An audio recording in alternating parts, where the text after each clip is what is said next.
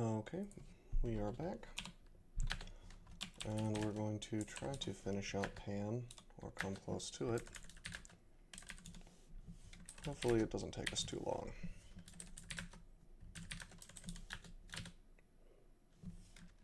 Oh, hey, this is Holy Pan. This is a little bit of an interesting floor. It seems to be roughly the same every time, or have some of the same fixtures.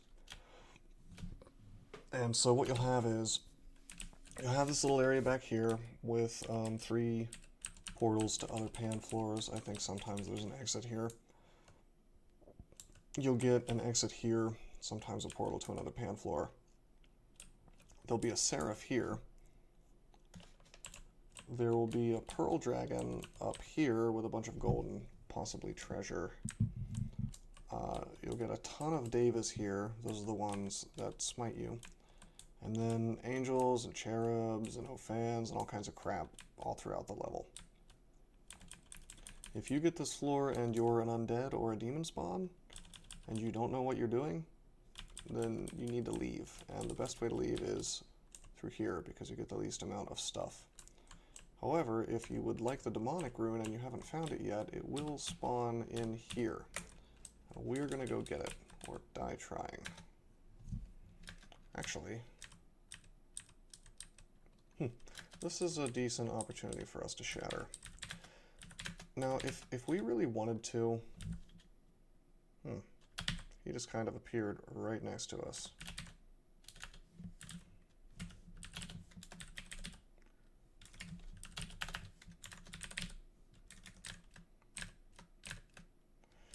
Right. Anyway, here's the one downside that we have in here. And that is all the summons we're using, except for I don't think Malign Tentacle counts, but all the horrible things will take a ton of damage from Holy. And everything in here, or almost everything in here, does holy damage. So that's not to our credit. Anyway, there's tons of loot in here. You can find quite a bit. Most of it's concentrated in this castle.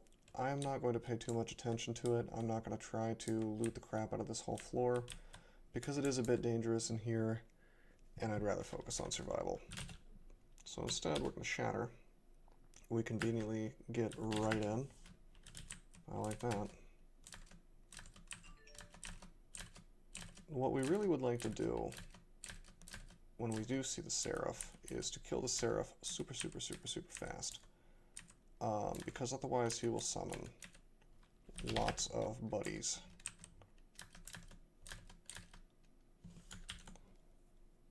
Yeah, it looks like, yeah, the tentacle does not convulse, so for whatever reason it doesn't count as a demon. Seems fairly demonic to me, but whatever. That works in our favor, so we won't complain.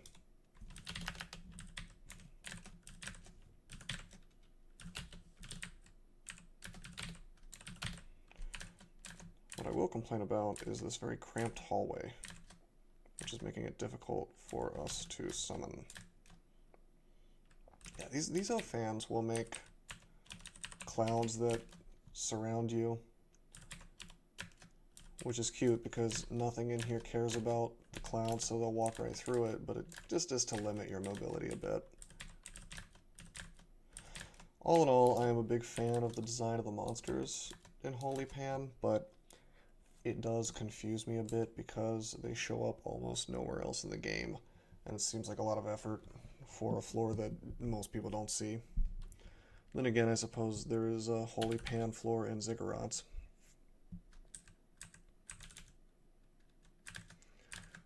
We caught a glimpse of the Seraph a minute ago.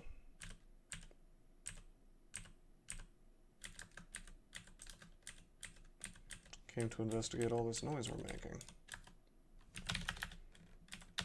We're going to dig out a little bit of this. Hopefully we can more easily make tentacles.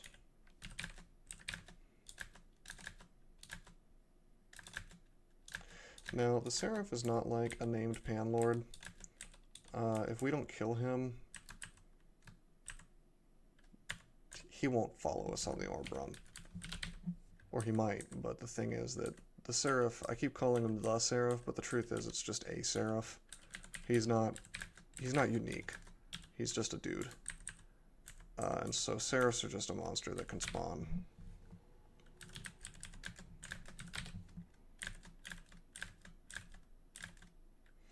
Alright, okay. Now we're cooking with gas. So he has a great sort of flaming. He has Fire Dragon scales, which it says shiny. I think that just means enchanted, not artifact. But he also has a unique ring, so that's nice. Maybe that'll be useful to us. Let's just airstrike him a bit until he's in iron shot range. He's summoning friends. Okay, he's dead. Good. Dies pretty fast. He dies, you know, as fast as anything else underneath the onslaught of high-level spells. Plus, he only has 212 hit points, and that's significantly less than some of the other things we've killed so far.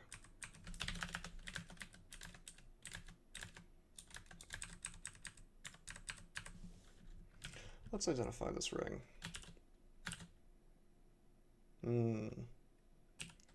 I'm not wearing this ring. It has like 3 levels of resistances, our core and 2 RN+, but we're already maxed out on RN+. I hate being corroded, and the strength does nothing for us, and we otherwise already have corrosion, and yeah, it's just not... It's not really a thing we need. I will check out the treasure in this castle, but I am not going to clear out the rest of this floor. This is in the interest of both time and also the fact that if we run into a particularly large pack of Devas, taking that out could be both obnoxious and dangerous.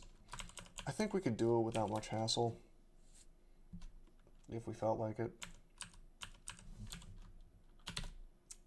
It's just, it's not particularly worth it. At this point in the game, you would rather minimize risk, in my opinion.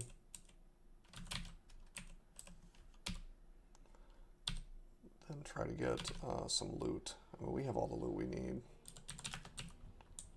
To the point where I'm doing a little bit of inventory management here. I think this will do for now.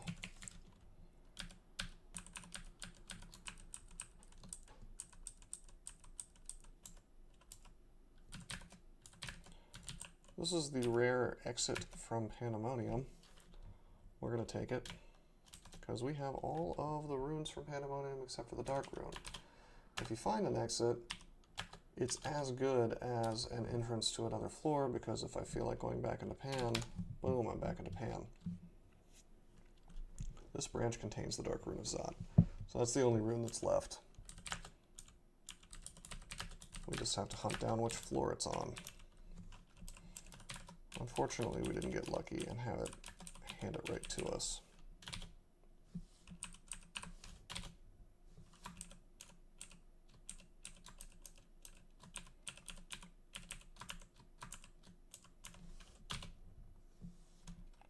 Three floors later.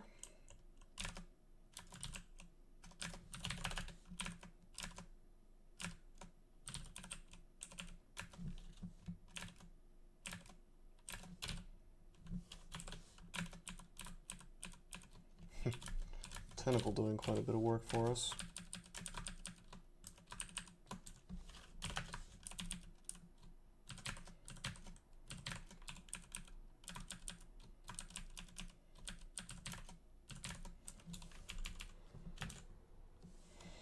We have some Hellions.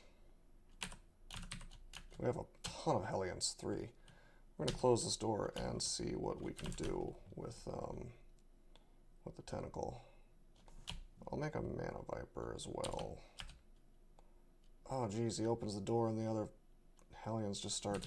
Yeah, let's not play chicken with these Hellions. Let's get out of here. That's risky. You don't want to be in line of sight with 3 Hellions at the same time. That's just poor play. Very, very poor play.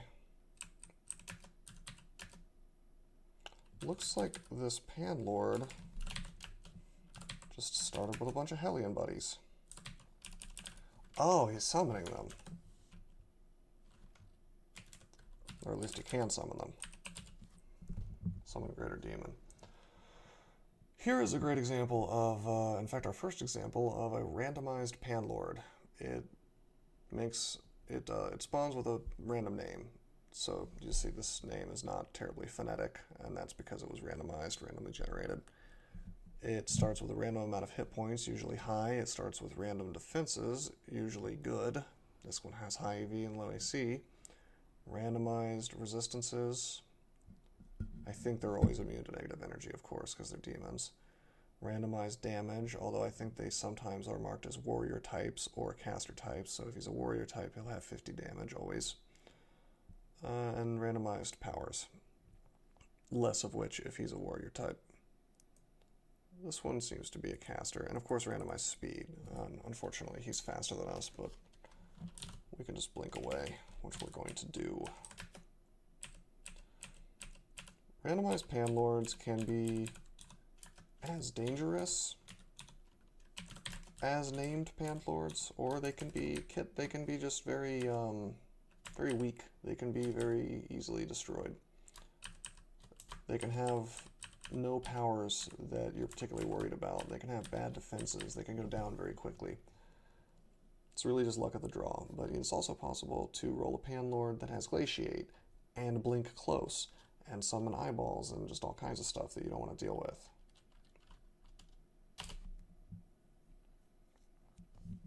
Unfortunately, killing him really didn't do us any favors. Only 2 magic mapping left.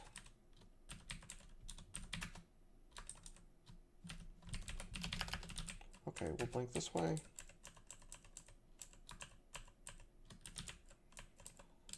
Just trying to find... I'm not even going to check that book. We're just trying to find another gateway, as usual, to get the last rune of Pan. And we have found it. Or more specifically, we found the floor that it's on. We're going to spend a lot of time in statue form on this floor, because this floor is Executioner Central, and Executioners can really only damage you if you have bad AC.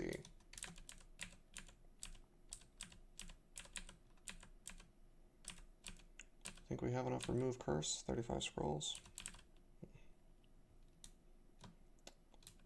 Yeah, we'll go the front way in. I thought about shattering my way in, but there's no real reason to. I will probably shatter once I'm in there just to clear some space. Generally, his lair will have a lot of columns like this.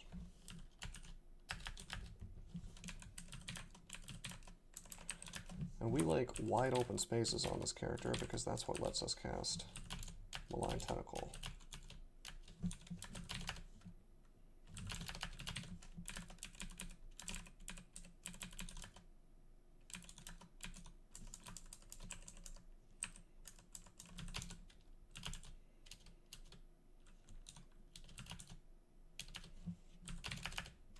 Oh boy. Let's move away from the cursed skull and let the tentacle take it out. Hopefully the tentacle takes out some more of this stuff. Oops, didn't mean to shatter there. Fat fingered the keys a little bit. Let's blink back here and close the door. Not really working for us. Let's make some horrible things and see if they can't deal with the problem for us. And they can.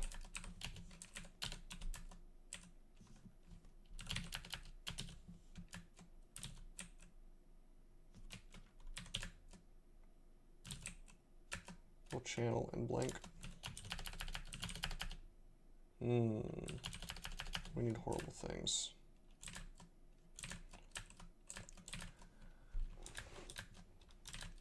You know, one option on this character would have been totally legitimate for us to go melee. If we had found stat form. If you haven't seen how good an octopus can be, or an octopode can be in stat form, you should try it out. It's actually very good once you get to that point.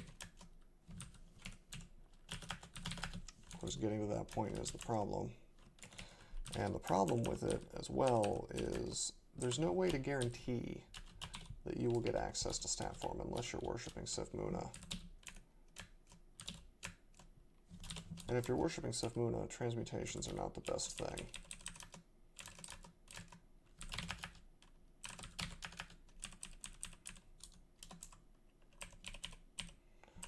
So you got a bit of a trade-off, you know.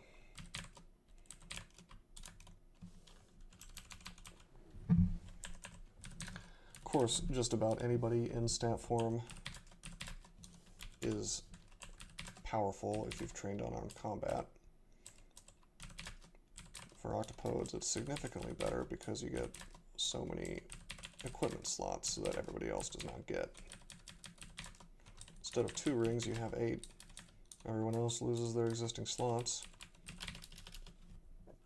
Let's statue form here. Could probably, I'm not so sure, I think I could die in 1 attack basically, or 1 round of attacks, if I was not in statue form and I was next to a hasted executioner, because I do not have any GDR when I am not in statue form, because I have no armor. I only have rings. So if you think about it, this guy can do... Okay, so he can hit twice for only 10 damage, and then he can hit a 3rd time for 30. It's assumed maximum, that's 50. Then he's hasted, he can do 100, you know, but he moves incredibly fast. I think that also means he attacks incredibly fast. What is his speed? It should be speed 20. So I'm not interested in really finding out just how much damage he can do to us at once when we're not in stat form. He certainly covers ground quickly.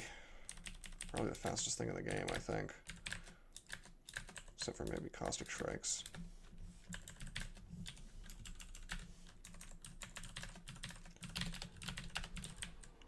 Personally, I find that executioners are not that tough.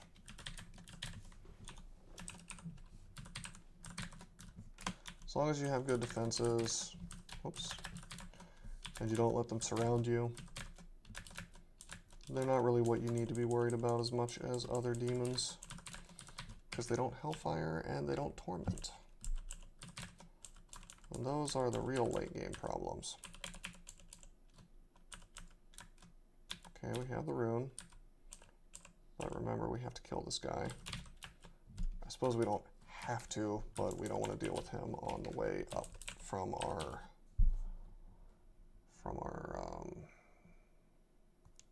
orb run. Yeah, so he can do Miasma Breath, which creates a cloud of miasma, poisons and slows you.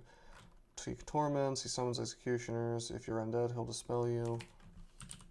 He can poison arrow, and he can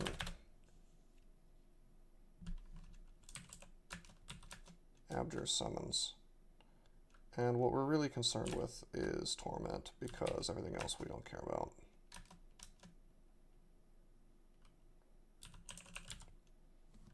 He can be netted, and I wish I had netted him.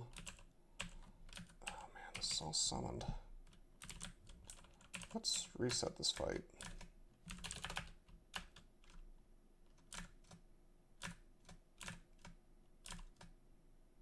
Oh jeez.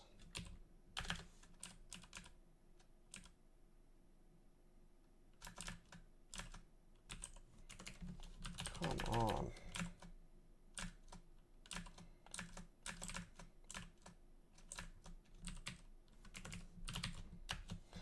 Yes, they do, unfortunately they do tear apart abominations pretty quickly. So Summon Horrible Things is not the best spell we could be using to do this.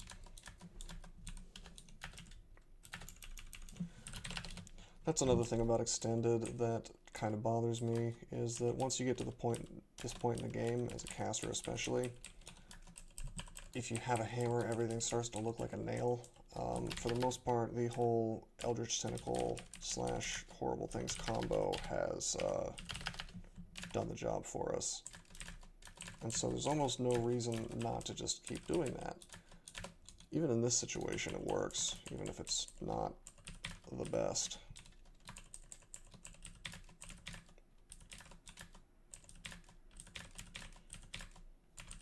However, I've talked such a good game about how good nets are, and I haven't even used one this game.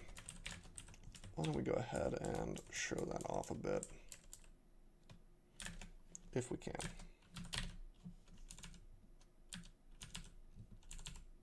If we can get our friend Gloorx to follow us.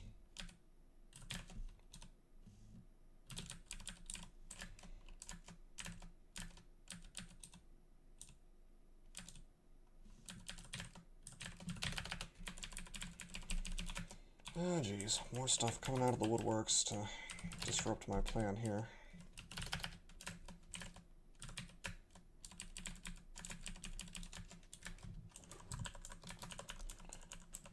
Just clearing out the floor a little bit, preparing ourselves for final battle with this guy.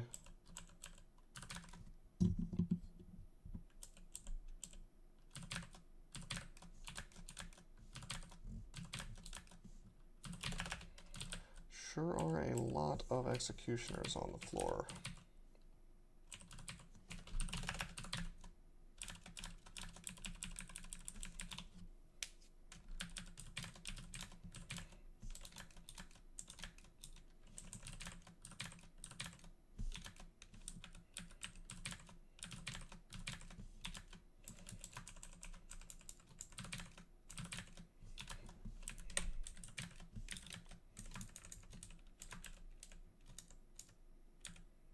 Ah, there he is.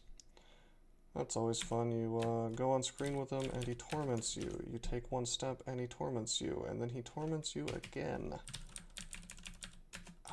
This is some of the worst RNG I think I have ever seen.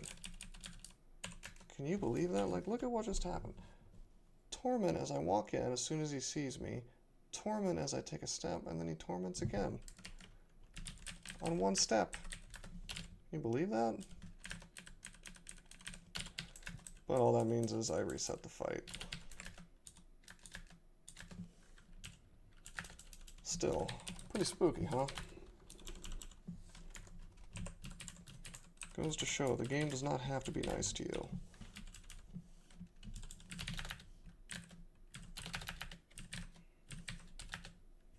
Alright, here's our friend here. Let's bling next to him. Oh. Well, never mind.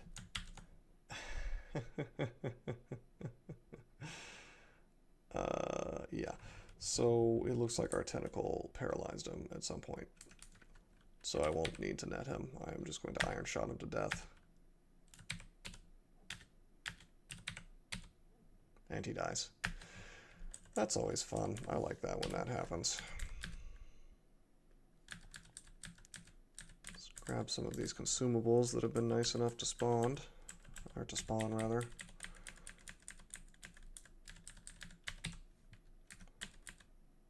Scrolls of recharging are always welcome.